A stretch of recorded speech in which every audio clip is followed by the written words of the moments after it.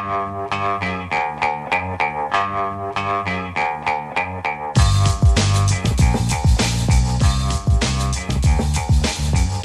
the Brian Lehrer Show on WNYC. Good morning again, everyone.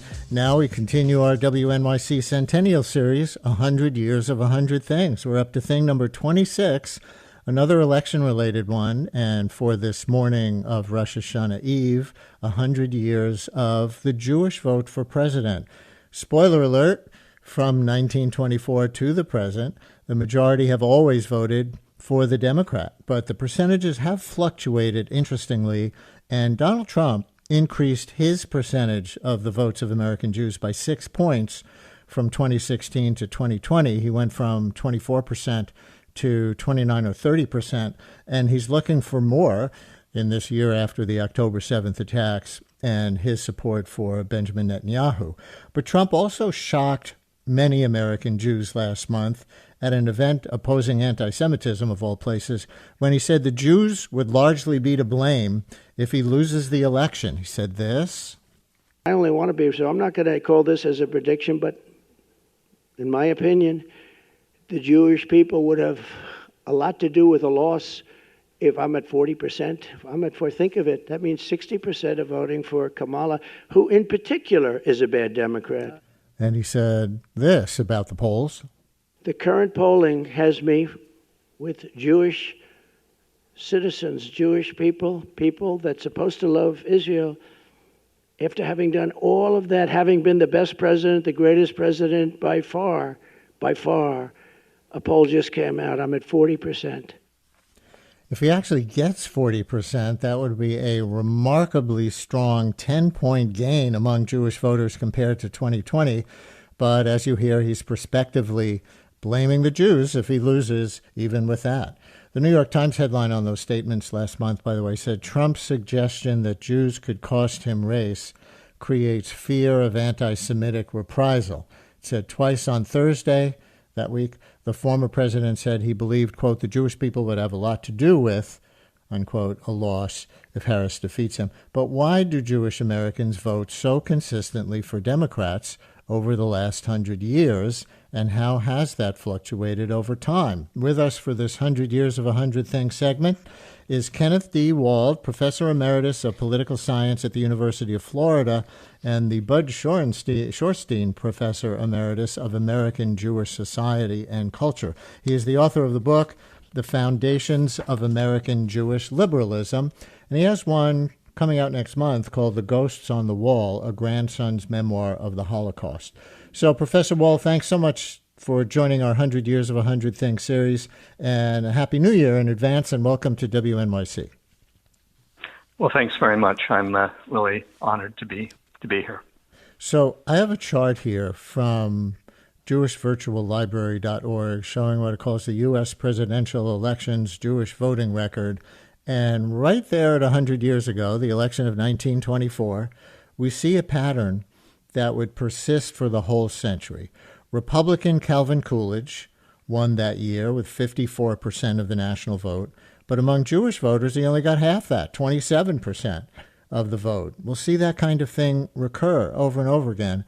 But would you start 100 years ago, 1924, and talk about the context of what I guess your book calls Jewish liberalism in the 1920s? Well, sure. I'll be happy to do that. The ability to measure Jewish voting patterns really wasn't well developed in the 1920s, and it really wasn't until the 1930s, 32 and 36 and so on, that the development of polling in elections gave us a better estimate. Most of those early estimates are based on particular precincts, and those precincts are often not a reliable indicator of the pattern. So, but, we're getting close to the 1930s. The pattern has been, very consistent since the 1930s. Jews have been one of the most pro-democratic constituencies in the electorate, and even today they are the among all the white ethnic religious groups, they are the most reliable Democratic voters. And in fact, the data you cited about Trump's vote last time in 2020 actually understates the level of Democratic support for for Joe Biden. Why is that? For fairly technical reasons. Okay. But yeah, Jews are overwhelmingly Democratic, and it's going to be a century before we have that. And the striking thing is, there's no other religious group in the electorate that has been as stable as Jews. Even African Americans, for example, a heavily Democratic group, didn't really become Democratic until the 1960s. That's because half the country had segregation as Democrats, right? The South. Well, even before that, it's because Abraham Lincoln was the one who freed the slaves, and that kind of dramatic event tends to forge political loyalties.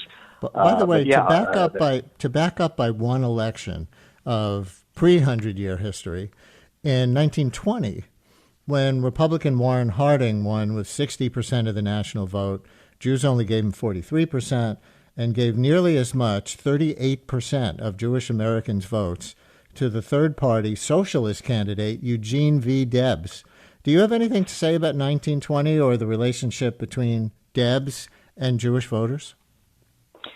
Well, yeah, it's important to know that the biggest wave of Jewish immigrants to the United States occurred from the end of the Civil War, late 1860s, through 1924, when immigration was codified and made much more restrictive.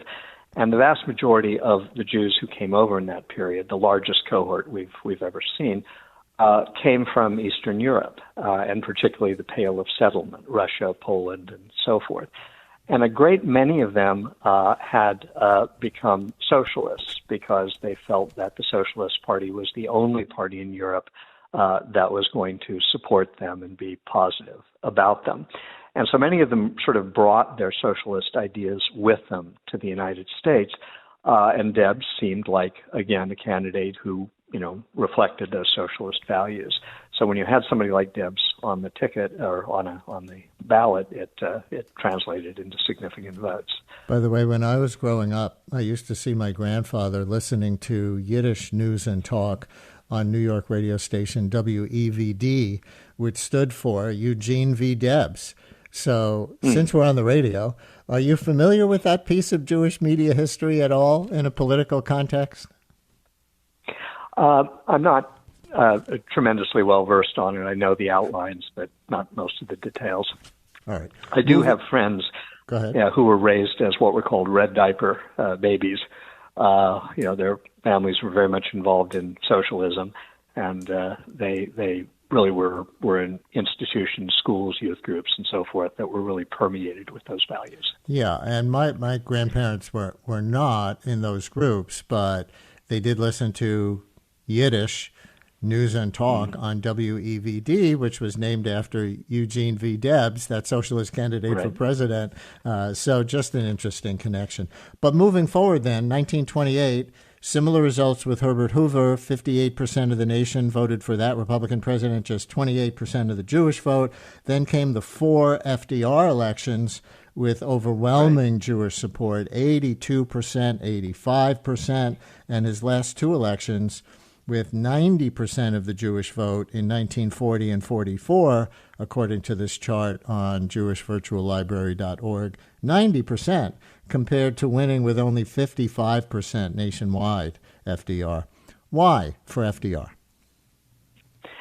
Well, again, I think you have to think about the cohort of Jews, again, the largest cohort and the largest share of the Jewish population are being, composed of people who came over from Eastern Europe and who were mostly workers in factories, and often, in the industrial trades, particularly the needle trades, the others as well.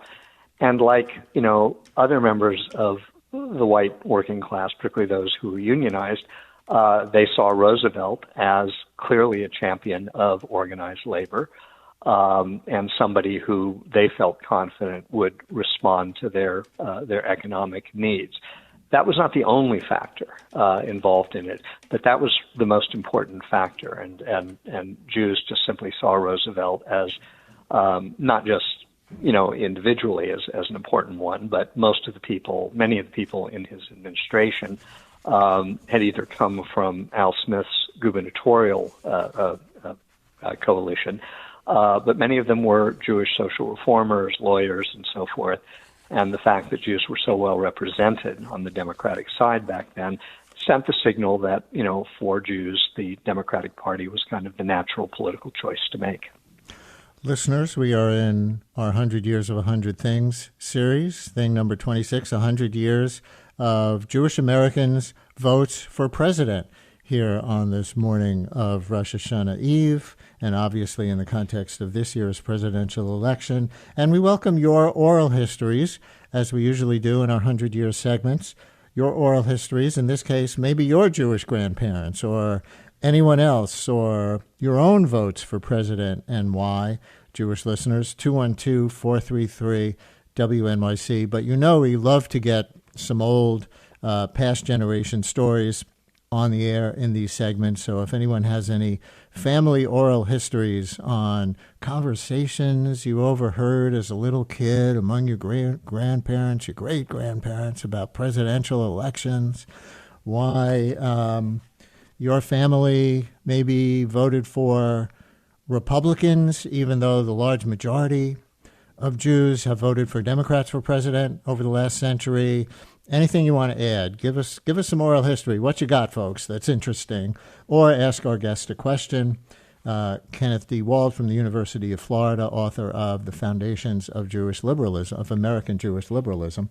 212-433-WNYC, 212-433-9692.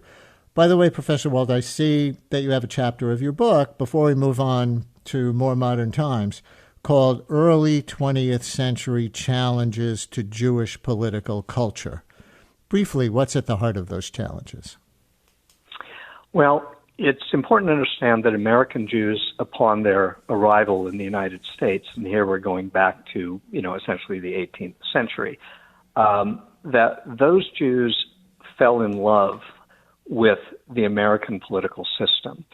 And what they loved was the classic liberal design of the Constitution, which meant that the United States had no official religious identity.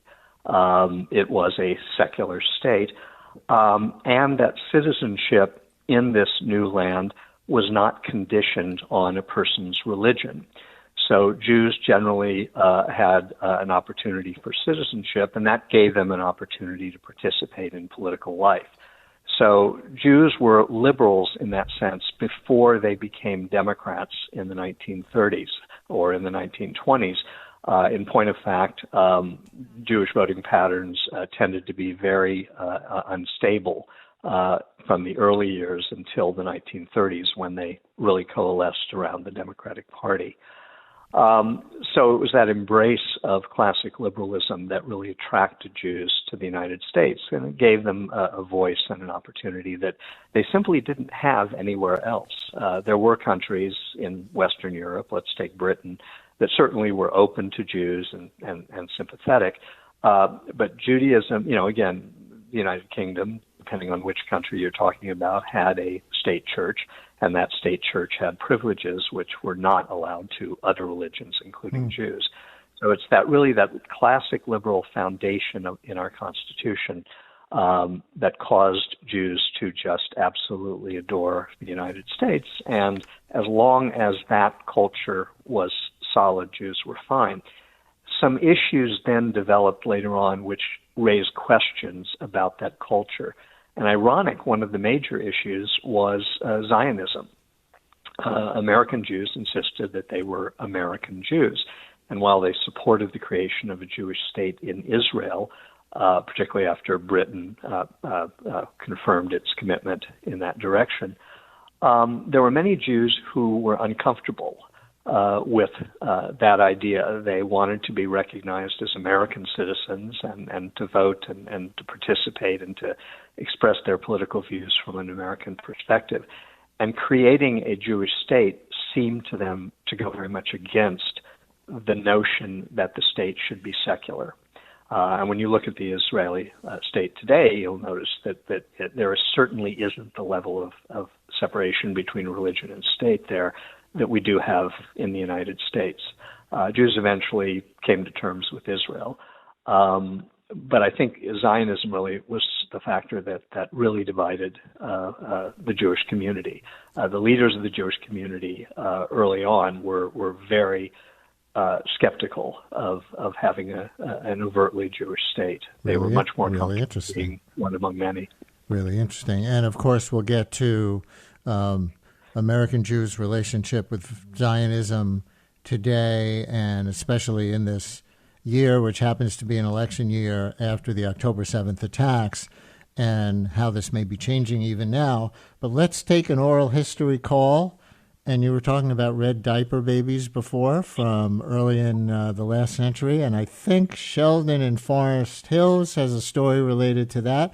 Sheldon, you're on WNYC. Thank you for calling in. Thank you. I've called before.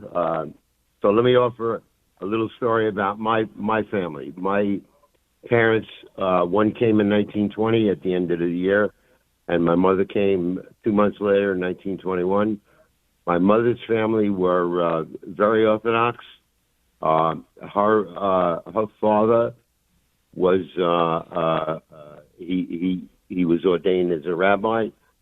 He unusually he was a young boy from Galicia, a small shtetl in Galicia, and he got a PhD from the University of Frankfurt. How that happened, I don't know, but he ultimately migrated to this country. He had 7 daughters.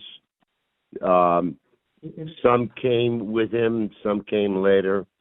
And he was ardently anti-socialist and anti-union. My parents, on the other hand, embraced unionism, embraced leftist ideology. They raised me and my siblings as red diaper babies. In fact, I went to Camp Wochica. Those people who were similarly raised would recognize that. So, progressive I always looked, Jewish summer camp, right? Yes, it was. It was not only progressive, it was Marxist. Oh. And it was integrated in 1943, when to even think about that was anathema. So, one did of they the ever things say, I need to move on to some other folks, but this is a great story, Sheldon. Did your parents or your grandparents ever talk explicitly about why they were voting for somebody for president? So, the fact that Roosevelt was so ardently pro-labor was very important. The fact that he represented the fight for the little guy against the establishment was really super important. And also, I think that there was a phenomenon amongst Jewish people who embraced the Enlightenment and who went away from Orthodox religion, that was a significant contribution to life in America. Sheldon, thank you very much for your call. We'll continue in a minute in this 100 Years of 100 Things segment, 100 years of American Jews voting for president. We'll pick up the timeline with Truman in 1948 and come all the way to the present with historian Kenneth Wald from the University of Florida, and more of your calls and texts. Stay with us.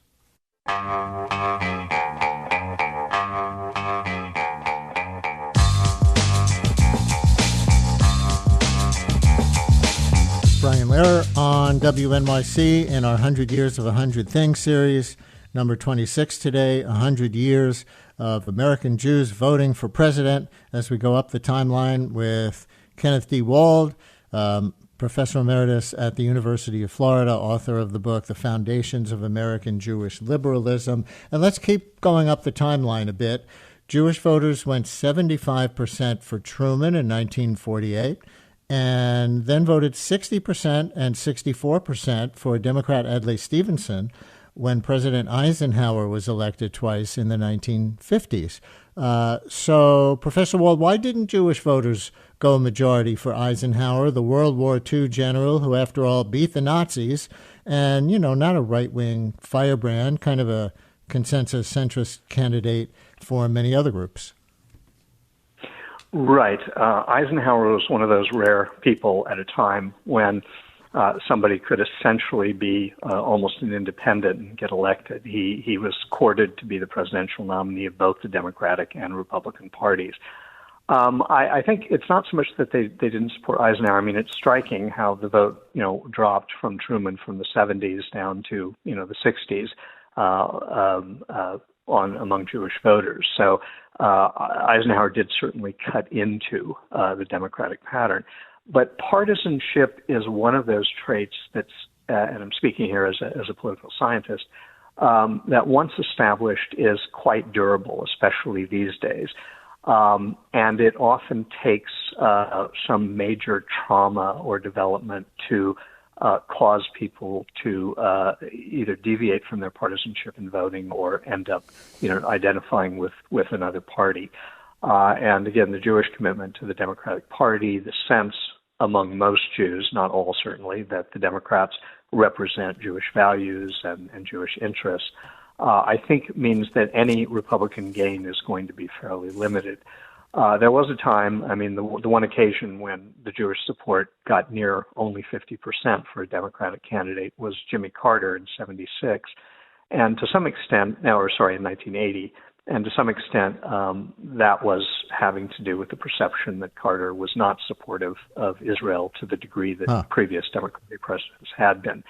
So, but even then, that was a temporary dip, and as soon as in subsequent elections, other Democrats emerged, that vote went back to where it has been. So there's been overall interesting about Carter, who turned 100 years old yesterday. That was our last 100-year segment on Monday, 100 Years of Jimmy Carter.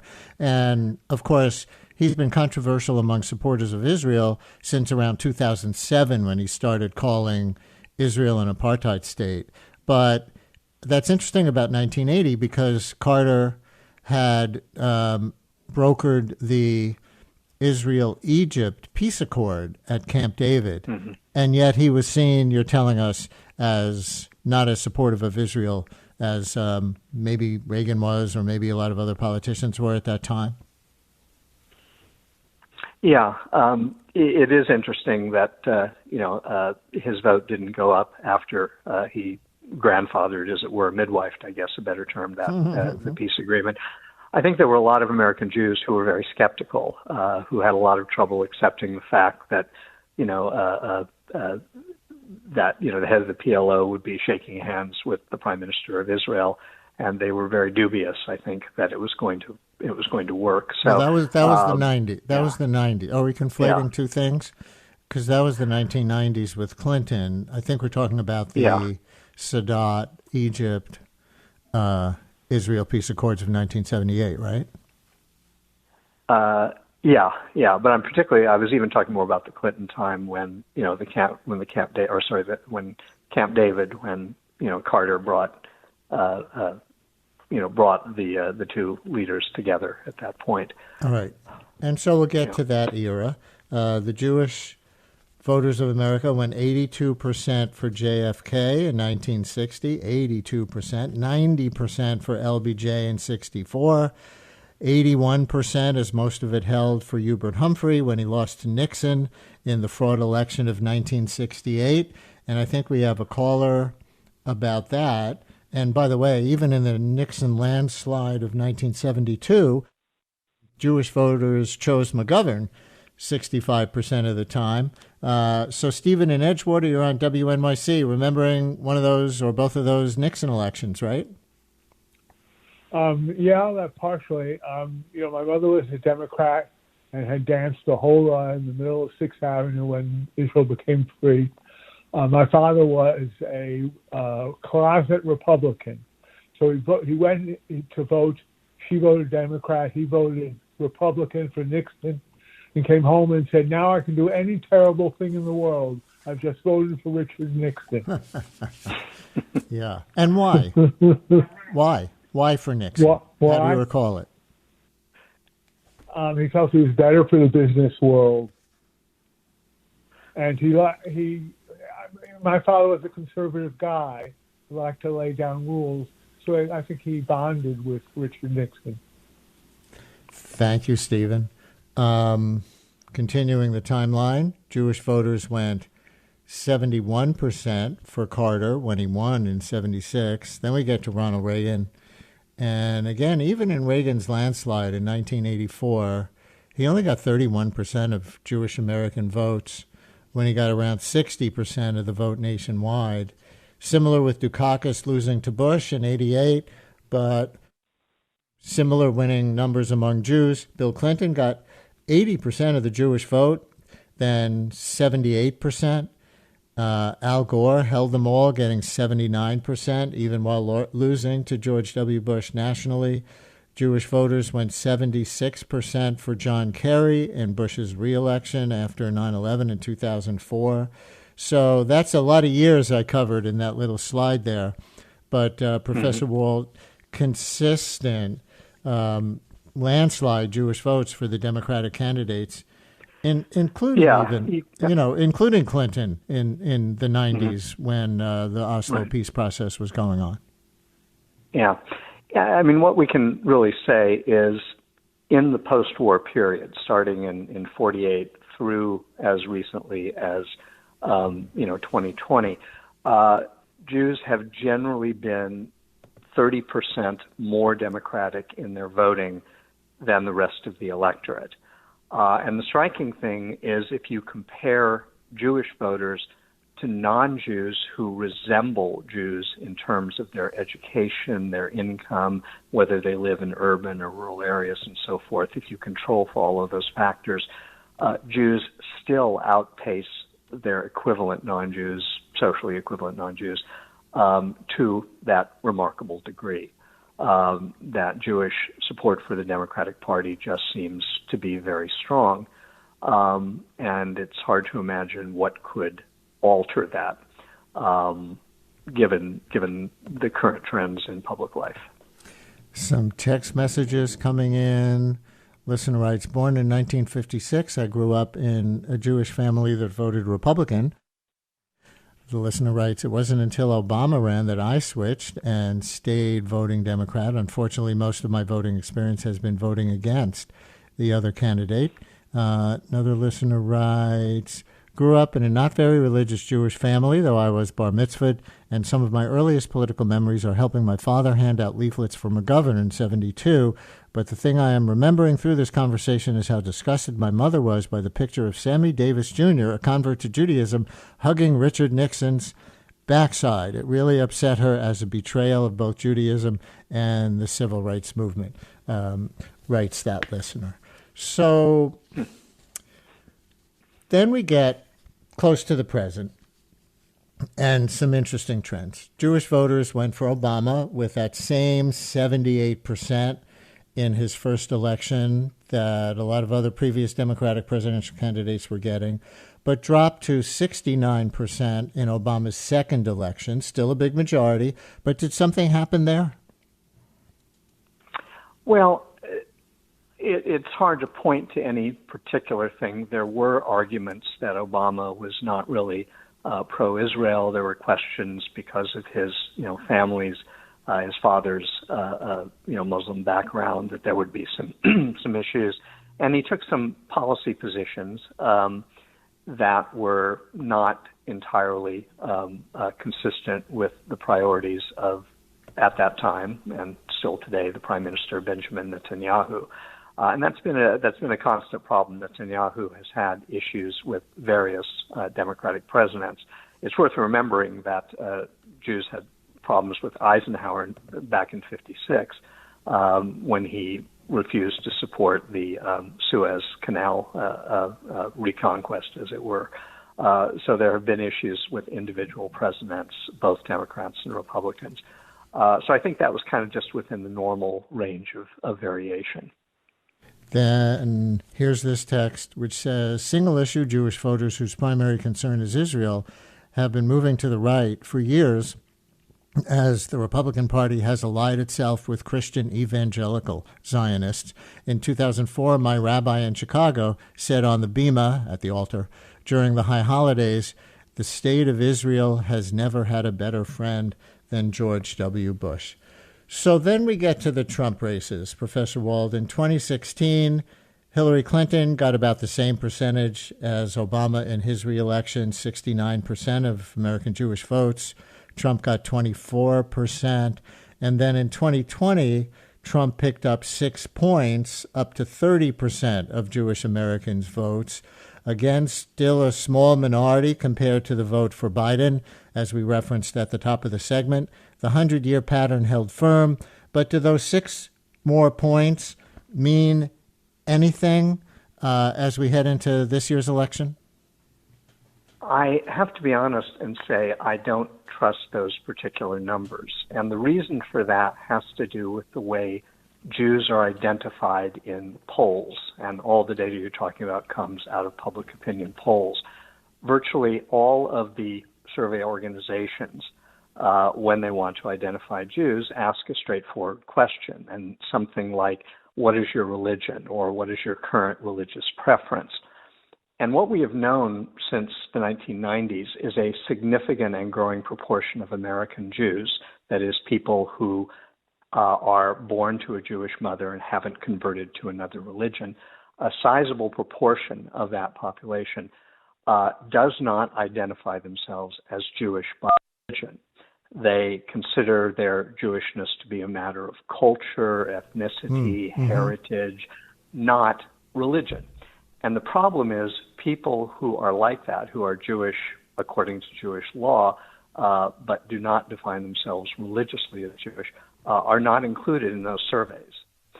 And when you do include them in those surveys, it turns out that there was really no increase in Trump's vote in 2020.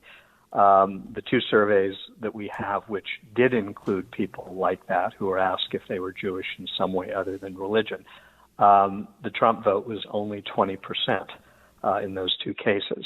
So one of the problems here is that, and I apologize for getting into the weeds there, but you have to be careful about how you identify Jews in surveys. And when you do it in a better way than we do it, you'll find some less change than you would imagine. Last question then, and then I want to give you a minute at the end to mention your new book and what to look for with that. But any swing states who are especially watching this year for Jewish voters in this year after October 7th, where the concerns about anti-Semitism might be more focused on the left than they have been earlier in the Trump era? Well, it's been obviously a very difficult year, and it seems like almost day to day there are sort of shocks to the system that could affect the vote one way or the other. And we know particularly that young Jewish voters, and many of whom are newly registered, tend to be more skeptical of Israel's policies in Hamas, in Gaza, and other places. But in my mind, there's a kind of 2 issues that are at play here in the election this year. The first is Jewish concern about Christian nationalism in the United States, which is heavily found within the Republican Party. And that is a major concern. On the other hand, you've got Gaza, which has prompted some Jews to be more critical of Israel and less likely to support the Democratic ticket because President Biden has been so positive in his support for Israel. My ultimate guess is I think you'll see a division of the vote very similar to what we've seen in the last 2 elections, and that would be a 4-to-1 ratio of Jewish Democrats to Jewish Republicans, or at worst, I would think a 3-to-1 ratio in that process of 75 to 25. So I think those 2 factors are to some extent going to balance out. But I want to stress, we don't really at this point have good data on that. Typically, we don't get good data on Jewish voting. Wait until the only poll that actually counts, the election. Before you go, you want to take a minute. We have 45 seconds to a minute, and just preview your new book, which is coming out next month, The Ghosts on the Wall, A Grandson's Memoir of the Holocaust. Right. Well, unlike most American Jews, my parents were German Jews, who came of age when Hitler came to power in Germany. Both of my parents escaped from Germany in 1939. My mother was able to get her father and sister out. Her mother had died of natural causes before, but my father's parents were not able to get out. They were deported to, we believe, Sobibor, where they were murdered. I grew up knowing almost nothing about any of this. Our parents were very reluctant to talk, as were the roughly dozen survivor families who were our social network in, of all places, Nebraska.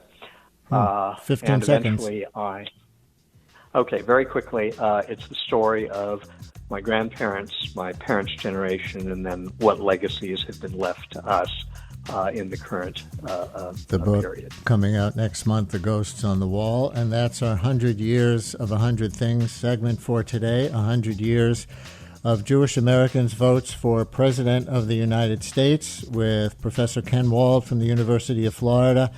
Professor, thanks for this. Happy Rosh Hashanah, Happy New Year, 5785 to you and to all our Jewish listeners. But Professor Wald, thank you very, very much. My pleasure. Thank you for having me.